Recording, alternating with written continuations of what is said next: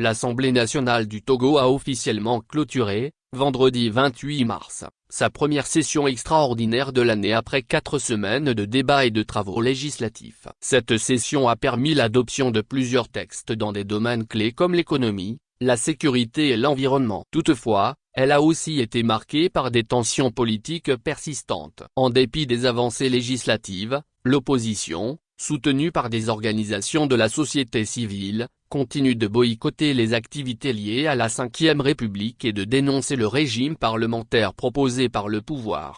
Au total, 7 des 8 projets de loi inscrits à l'ordre du jour ont été examinés et adoptés. Ces textes couvrent des secteurs stratégiques tels que la gouvernance, les finances publiques, l'environnement, la sécurité et l'économie. En plus de ces lois, une proposition de résolution a également été adoptée. Cependant, un projet de loi n'a pas été adopté durant cette session. Il a été reporté à une session ultérieure, le gouvernement préférant en assurer un examen plus approfondi, notamment en raison de la proximité de la rentrée parlementaire.